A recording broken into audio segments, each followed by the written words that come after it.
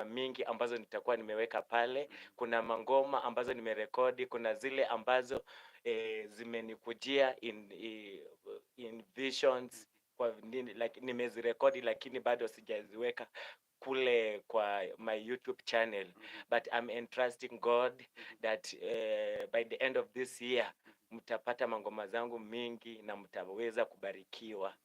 Yes. Na labda tu umeweza kusema kwamba unasoma. Je, unamanage vipi kusoma na muziki? Okay, it is just a commitment. Bwana Yesu asifiwe.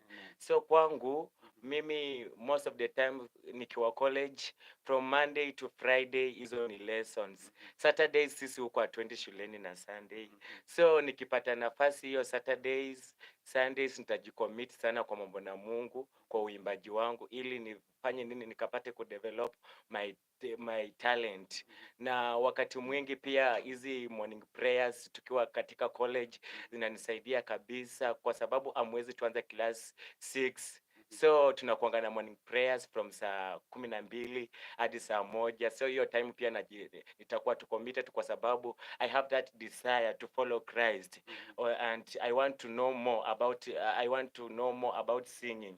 That is why naji-involve sana kwa maombi, na pia wakiwa na practices zao za praise and worship, I ensure that kufikia masaa 10 hapo niko free, kwa sababu classes zangu huwa zinaisha mapema, najicommit pale ili nipate kujua more about revelation about singing. So ni vile tu una create time yako na kuwa committed, na yote itakuwa sawa. Yes. Na je, labda unatoa wapi ile pesa ambayo unafanya nayo muziki?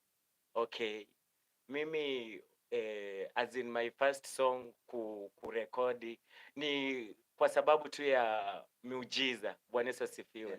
Nilikuwa nafanya attachment kule Tourist Hotel Bungoma, my first attachment. So kule kuna kitu kidogo ambacho tulikuwa tunapewa, na pia my friends sasa by the moment nilikusanya hizo pesa na nilikuwa na that desire of composing a song, niko na nyimbo nimeandika, but sina ule supporter ambaye anaweza kunisupport financially. So nikachukua jukumu, by the moment nilipata pesa, nikasema ya kwamba acha hii pesa nikafanye nini, nikapate kufanya nini, kutoa at least my first audio. So hapo ndo penye niliwezeshwa na nikapata kufanya nini, kwenda kwa studio. It was my first time, sikuenda kwa studio, but I thank God by the moment nilienda na nikakutana na producer na tukaongea na akaanza kazi. Na labda tu uweze kutupa ile taswira. Yes. Je, ulipofika kwenye studio na mambo yalienda vipi? Okay, by the moment nilifika studio, it was my first time by the way. So by the moment I reached there, nilipata watu wengi na watu wamepanga line. I was with my brother anaitwa Anthony, ako Kibabii University.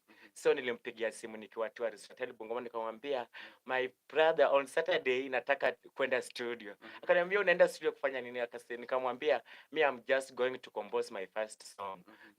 Nikasema nataka unikeep company. So by the moment nilienda nikapata line imepangwa. And I thank God wakamalizana na wale watu wote ambao walikuwa wamekuja, and then ikakuwa sasa ni wakati wangu. By the moment niliingia hapo, hata sijui nianzie wapi nimalizie wapi. Nikaambiwa na producer ya kwamba ingia kwa machine. Bwana Yesu asifiwe. So nikamwambia siwezi ingia kwa machine and I don't know what I'm going to do, so brief me at least nikuwe na leakage about mambo, na hata sijui kuuse that microphone kwa sababu nimezoea hizo za kanisa. So akajaribu kuniprove kidogo, na ndiposa sasa nikajua, nikaelewa na nikaingia kwenye mashini. Alikuwa mwanaume ama mwanamke? Alikuwa mwanaume. Yes. Na labda tu msanii yoyote ambaye umeweza kumshika mkono wakati huu? Yes, kuna wa kimataifa ama kuna msanii yoyote ambaye unashikilia yani mkono, yes, kuhakikisha kwamba unakuza ile kipaji chake? Yes. Nimeshikilia sana my brother Alvin Calvin and Calvin Muhwana.